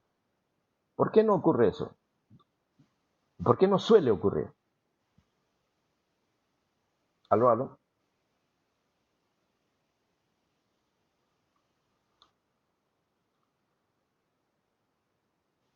Porque esta resistencia R que tiene nuestro dispositivo, nuestro aparato, ¿no? Que vamos a conectarlo a la fuente, no tiene una resistencia igual a la resistencia, o sea, no es pequeña su resistencia. no es necesariamente igual a esta resistencia de la fuente. No, generalmente es diferente. En la gran mayoría de casos es bien raro encontrar un caso, una casualidad en que el aparato que usted está conectando tiene una resistencia vacía, pequeñita, o sea, que puede igualar a la resistencia de la fuente. Solo en ese caso. Es un caso muy excepcional. Normalmente no. La resistencia de su aparato es grande relativamente, o sea, diferente de la resistencia. Por eso es que entonces el dispositivo que se conecta a la fuente normalmente no aprovecha el máximo de potencia que puede recibir de la fuente. O sea, la potencia exterior normalmente no la. Sino, por ejemplo, la resistencia, en otras palabras, la intensidad de corriente no es ese valor que está pasando por el positivo, sino más bien es otro. Por ejemplo, este valor podría ser. Entonces, para este valor de intensidad de corriente, miren, la potencia es menor que la máxima. O si en otro caso puede ser que la intensidad de corriente por esta resistencia, por el dispositivo, va a ser menor que el ideal, y entonces también la potencia que consume va a ser menor que la máxima que puede aprovechar de la fuente. Eso es la situación normal. ¿Ok? Seguimos, si no hay preguntas. Ahora, existe un teorema, justo de lo que estamos hablando, teorema de transferencia de máxima potencia, justo de lo que estamos hablando. Entonces, mire, aquí es otra vez el mismo circuito anterior, la misma resistencia externa, pero ahora varía. Le estoy acá considerando que varía para, digamos, tratar de decir que estamos como variando o cambiando diferentes o conectando diferentes aparatos, diferentes dispositivos. Para un dispositivo tenemos una resistencia R mayor. Si yo retiro ese dispositivo y lo cambio por otro, estoy cambiando la resistencia. Y así, retiro ese dispositivo y cambio por un tercer dispositivo, estoy cambiando otro. Entonces, en esa medida, ¿no? Tengo una resistencia variable que significaría en la práctica estar conectando diferentes dispositivos a una misma fuente. ¿Sí? A eso equivale. Entonces, analizo la potencia exterior, justo lo que va a consumir el dispositivo. ¿Qué tanto de potencia de la fuente va a consumir o podría consumir esta resistencia? Bueno, lo que ya hemos analizado antes, pero esta vez en términos de la resistencia. Bueno, entonces sería I cuadrado de R en principio, ¿no? Por la relación que acabamos de mostrar antes. Pero también sabemos que esta relación de la fuerza de Londres es igual a I por R mayúscula más I por R minúscula, ¿no? Entonces, lo que queremos ahora es ya no expresar la potencia exterior en función de solo la variable I, como lo habíamos hecho antes, sino ahora más bien queremos quedarnos con R, porque ahora el análisis es para qué valor de la resistencia externa R mayúscula, la potencia exterior es más. ¿Sí? Entonces, por eso ahora elimino I a partir de aquí. Entonces despejo I y reemplazo. Y entonces tengo esta relación. Bien. Ahora aparece la potencia exterior en función de la resistencia R. Ya no aparece. ¿Ok? Entonces vemos que esta función tiene un máximo, sin embargo. Bueno, ustedes dirán cómo. Para eso recurrimos pues de geometría de geometría analítica, ¿no? La geometría analítica, un criterio de máximo es que si es que esta función tiene derivada, primera derivada, y es igual a 0, y es igual cuando se iguala a 0, existe una solución, entonces tiene un extremo en todo caso, máximo o mínimo, ¿cierto? De matemáticas. Entonces, a ver, voy a derivar. Al derivar, a ver, con respecto a R, claro, ¿no? El R mayúscula. Derivo y me va a dar una función. Ustedes ya pues son expertos a esta altura de las derivadas, ¿no? Aquí tiene, mire, epsilon es una constante, habíamos dicho. R minúscula también es constante, ¿sí? Establecida por el fabricante para cada fuente. Y entonces R mayúscula es la variable. Entonces al derivar es como tener A entre B. Entonces sería B derivada de A menos A derivada de B entre B cuadrado, ¿no? Esa es la reglita de derivada, ¿se acuerdan? Bueno, yo ya hice ese cálculo y luego igualé a 0. Y al resolver queda esto, que la solución es esta, que R mayúscula es igual a R minúscula. que es justo lo que le habíamos dicho había dicho hace unos instantes. Entonces, cuando la resistencia externa iguala a la resistencia interna de la fuente, solo en ese caso, la potencia exterior, o sea, que ella consume o que recibe de la fuente, es la máxima. Y aquí está la gráfica. Si ustedes grafican esta función en R aquí, el eje horizontal y el eje vertical, la potencia exterior con función de R, obtienen esta gráfica. Y como ven, tiene un pico, o sea, un máximo. Y ese máximo corresponde para R mayúscula igual R minúscula, de acuerdo al cálculo que hemos hecho. Y el valor de esa potencia máxima, bueno, habría que reemplazar y resulta epsilon cuadrado sobre 4R, que también ya lo habíamos previsto en la diapositiva anterior. ¿Sí? O sea, es una confirmación de lo que ya habíamos anticipado en realidad. Ahora nuevamente, pues, ¿no? Como ya les comenté, en la práctica, el dispositivo que se conecta a la fuente no necesariamente, generalmente no tiene una resistencia interna que es igual a la resistencia interna de la fuente. No es igual, son diferentes. Al ser diferentes, entonces querría decir que la potencia que está consumiendo ese aparato, ese dispositivo que usted instaló, no está aprovechando el máximo de la fuente, ¿no? Por ejemplo, esa resistencia generalmente es grande, digamos por acá, miren, por acá. Si es grande, comparado con R minúscula, miren cuánto de potencia consume o recibe de la fuente. Este valor, que es menor que el máximo a esa distancia. Si la resistencia es más grande, como suele ocurrir en la práctica, más grande todavía, entonces menor es la potencia. Cuanto más grande sea la resistencia, según esta gráfica, menor está siendo la potencia que recibe el dispositivo de la fuente, ¿no? O sea, está siendo, como se dice, menos eficiente. Podríamos decir, hablar de eficiencia, la potencia que se utiliza, ¿no? Es la potencia que recibe la resistencia externa es la potencia utilizada. Y la potencia comparada con la potencia que entrega la fuente, ¿no? Que sería la potencia ideal, por ejemplo, que es la que idealmente genera la fuente, ese cociente, esa eficiencia, ¿no? Se puede definir con eficiencia, es bajo. Pero eso es por culpa de quién? Por culpa del propio diseño, ¿no? Es que es algo intrínseco, ¿no? El diseño de construcción de un dispositivo responde a otro propósito, a otros propósitos, a otros criterios, ¿no? No es el criterio de eficiencia, aquí de transferencia de potencia, sino es el criterio de funcionamiento del dispositivo, que es independiente de la fuente. ¿Sí? ¿Ok? Lo que normalmente interesa en el dispositivo que se construye es solamente el voltaje con el cual va a funcionar, ¿no? Y qué tipo de corriente. Básicamente es eso. ¿Qué voltaje y qué tipo de corriente? Corriente continua, corriente alterna, 220 voltios, 110 voltios, ¿no? Básicamente es eso lo que interesa para el dispositivo, ¿no? En cuanto al diseño de su construcción, ¿no? Entonces, cuando se diseña el dispositivo, no se está pensando generalmente en la eficiencia, ¿no? En cuanto de máximo provecho le va a tomar de la fuente, ¿no? No se piensa en ese aspecto. Bueno, entonces justamente hablando de eficiencia, aquí tenemos, para el mismo circuito anterior, lo estoy repitiendo, la eficiencia a veces se nota con eta, ¿no? O n minúscula, es el cociente entre la potencia exterior, que se jugaría el rol de potencia útil, ¿no? De mecánica, física 1, recuerden, con la potencia útil, con la potencia exterior, consumida por la potencia de carga o exterior, entre la potencia entregada, diríamos, en mecánica, ¿no? En física 1. Bueno, el rol de la potencia entregada es la potencia total que generar la fuente en su formato ideal, sin contar la resistencia interna. ¿Sí?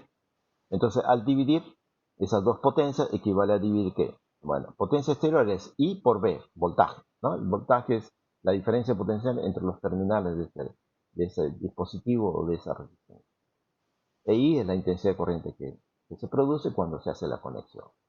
La potencia total, hemos reconocido que sería epsilon, la parte ideal, ¿no? De la diferencia de potencia llamada fuerza electromotriz por I, la intensidad de corriente.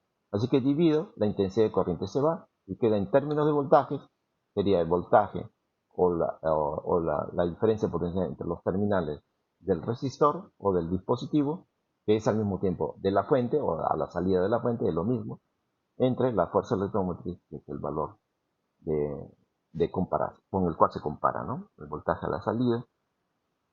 Y entonces podemos también escribir que el voltaje a la salida de la fuente es epsilon menos IR, ya lo hemos establecido antes, reemplazo y tengo ahora esta función de la eficiencia en función de I, la intensidad de corriente.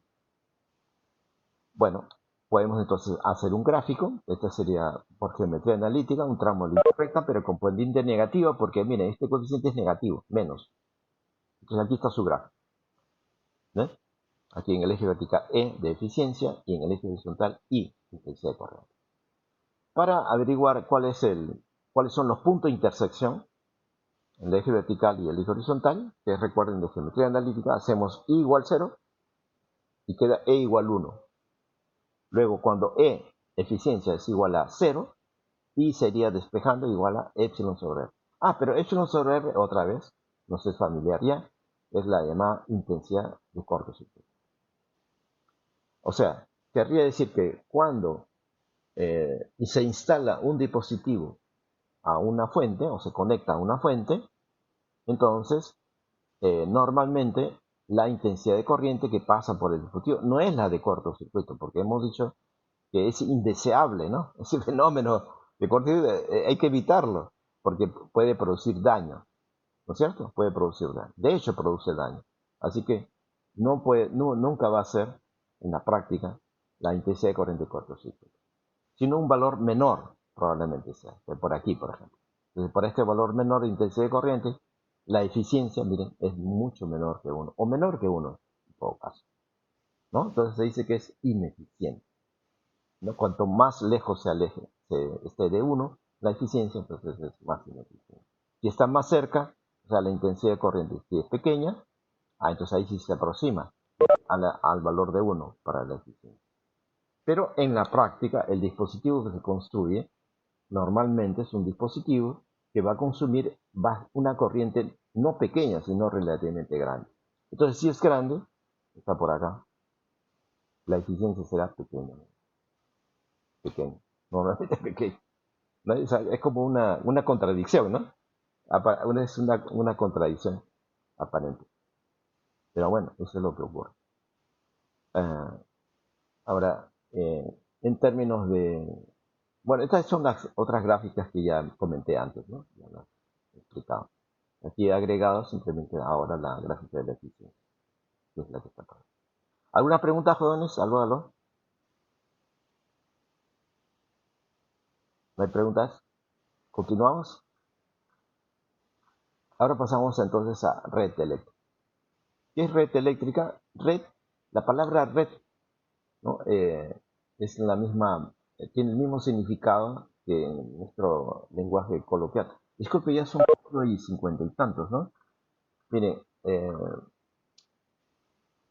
bueno, voy a aprovechar este par de minutos, en todo caso, para hablar de red. Red, decía que es una palabra que también se usa para designar algunos objetos, ¿no? Que en el mundo cotidiano, por ejemplo, podemos reconocer una malla. Red o malla son sinónimos, ¿no? Por ejemplo, una malla, una red de tenis o de voleibol. En los deportes se usan mallas, ¿no es cierto? Es un ejemplo. En el arco, la malla del arco de fútbol también es una red. O la que usa el pescador para pescar también es una red. ¿Y qué de común hay en esas mallas o redes? Lo común es que hay nudos, ¿no? Literalmente le llamamos nudo. Bueno, aquí en electricidad también se llama nudo o nodo, es lo mismo. Y entre nudo y nodo, ¿qué hay? Hay tramos, ¿no? En el caso de una red cotidiana, ya sea de un deporte o del pescador, por ejemplo, hay un tramo de hilo, y el material es variable, ¿no? Pero hay un tramo. Aquí también. Aquí en el caso eléctrico le llamamos tramo o rama. Es lo que hay entre dos nudos o nodos es un tramo o rama. ¿Ok? Y podemos reconocer muchos nodos o nudos en una red, según el tamaño de la red, por supuesto. Y también varios tramos o ramas. Pero también podemos reconocer circuitos. ¿Qué es un circuito? Es un recorrido cerrado. Por ejemplo, A B, C, A. Ese es un circuito, un recorrido cerrado. B, C, D, B. Otro recorrido cerrado. C, E, H, D, C. ¿No? Comienzo en C, termino en C. Es otro. Y así. Podemos reconocer varios. ¿Qué hay en cada tramo o rama? Hay elementos eléctricos, le llamamos. Entonces, aquí, por ejemplo, aquí estoy señalando un resistor con una resistencia R1. Aquí hay otro resistor en el tramo AC. En cambio, en el tramo BC, ¿qué hay? ¿Qué elemento eléctrico? Se llama fuente. ¿Y fuente de voltaje ideal o real? Real, porque también estoy considerando su resistencia interna, R2. ¿Sí? Y así, ¿no? Cada fuente con su respectiva polaridad, ¿no? Más, menos. Aquí, entre C y D también. En este caso hay dos elementos eléctricos. Una fuente real y un resistor con resistencia R4. ¿Sí? Y así sucesivamente, ¿no? Entonces una red entonces es un arreglo de elementos eléctricos que están conectados entre sí mediante nudos y ramas o tramos. Eso sería, ¿no? En los cuales dividimos, en esa red reconocemos circuitos, siendo que circuito es un recorrido cerrado. Y podemos reconocer varios circuitos en una red. ¿Correcto, jóvenes?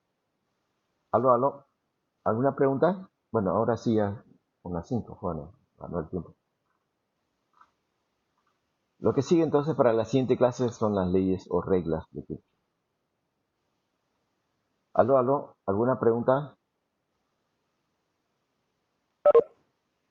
Jóvenes, ¿cómo vamos en el...? Voy a cerrar la grabación, detener la grabación.